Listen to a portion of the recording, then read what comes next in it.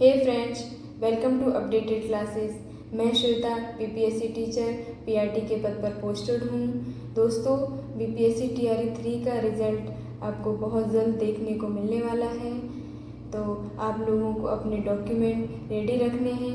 Counselling में document verification होगा, उसमें आप लोगों को कौन कौन से डॉक्यूमेंट लेकर जाने हैं और अगर किसी डॉक्यूमेंट में कोई मिस्टेक है तो आप कैसे उसको सुधार सकते हैं और कौन सी गलती सुधारी जा सकती है और किस डॉक्यूमेंट में एफिडेविट लगा के उसको सुधार सकते हैं, ये सब आज मैं इस वीडियो के माध्यम से आप लोगों को बताऊंगी। तो इस वीडियो को बिल्कुल भी स्किप ना करें, एंड तक देखें और जो भी इस चैनल पर नए हैं वो इस वीडियो को लाइक शेयर सब्सक्राइब करें। तो सबसे पहले मैं आप लोगों को बताना चाहूँगी कि ओरिजिनल आधार कार्ड लेकर जाना है और उस आधार कार्ड से जो मोबाइल नंबर लिंक है उस मोबाइल को भी लेके जाना है। तो एक बार आप लोग अपना आधार कार्ड से जो मोबाइल नंबर लिंक है उसको चेक कर लीजिए, कौन सा मोबाइल नंबर लिंक है। बहुत सारे लोग ऐसे होते हैं जिनके पापा या मम्मी किसी का नंबर लिंक है, तो उसी उसी नंबर को लेके जाना है, नहीं तो आपका फिर वेरीफाई नहीं करेंगे वो, क्योंकि उस पर OTP आता है, OTP मांगेंगे और वहीं वो रोक देंगे। तो ये मोबाइल नंबर बहुत ज़रूरी है। और अपना एक 10th की मार्कशीट में उसका नाम और डेट ऑफ बर्थ को वेरीफाई किया जाता है, तो उसको भी एक बार चेक कर लें कि आपका नाम में कोई मिस्टेक तो नहीं है, डेट ऑफ बर्थ में कोई मिस्टेक तो नहीं है, और जो भी अगर मिस्टेक है तो उसको आप सुधरवा सकते हैं बोर्ड में जाके। और क्वालिफ़िकेशन सर्टिफिकेट, उसमें जो भी आपने सर्टिफिकेट बीपीएससी का फॉर्म जब अप्लाई किया था ना, तो उस टाइम जो भी आपने मार्कशीट लगाई थी, अगर पीआरटी में हैं और बिहार के कैंडिडेट हैं तो आपने 12th की मार्कशीट लगाई होगी, और अगर अदर स्टेट जैसे यूपी से हैं तो वहाँ ग्रेजुएशन के बाद DLED होता है, तो आप लोगों ने ग्रेजुएशन की मार्कशीट लगाई होगी, तो उसके लिए ग्रेजुएशन की मार्कशीट लेके जानी है। कुछ लोगों का कंफ्यूज़न ये है कि हम मार्कशीट लेके जाएं या फिर डिग्री लेके जाएं।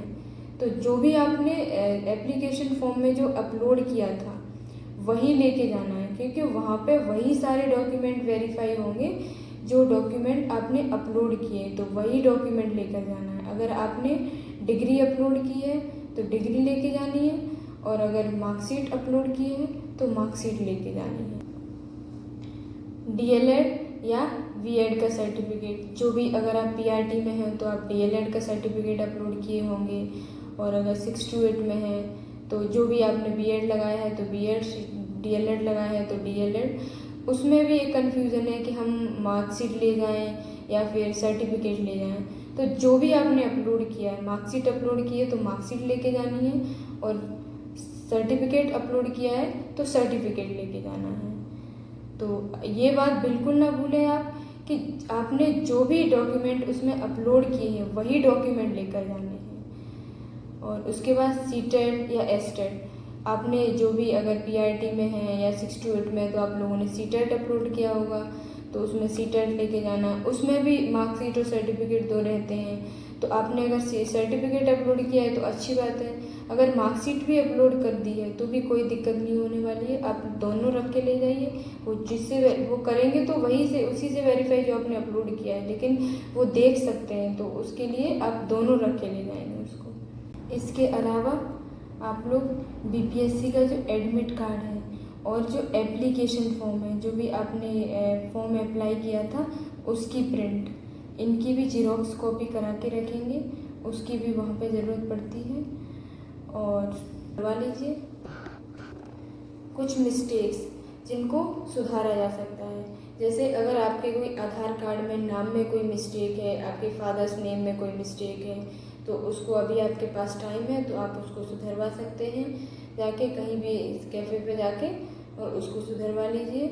और उसमें ये ध्यान रखना कि जो आपने एप्लीकेशन फॉर्म में जो नाम डाला था वही नाम आधार कार्ड पे होना चाहिए, क्योंकि जब वो वेरीफाई होगा तो अगर नाम मिसमैच हो गए तो वो वेरीफाई नहीं होगा।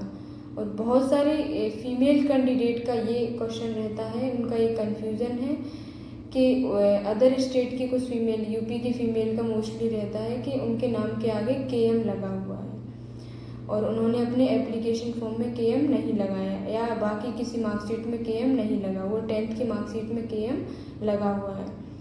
तो ये प्रॉब्लम मतलब कोई बहुत बड़ी प्रॉब्लम नहीं है, उसको वेरीफाई कर दिया गया है, उसको उसमें कोई भी दिक्कत नहीं आने वाली है, तो उसकी टेंशन नहीं लेनी है। अगर KM लगाए तो भी उसका वेरिफिकेशन होगा, KM नहीं लगाए तो भी उसका वेरिफिकेशन होगा।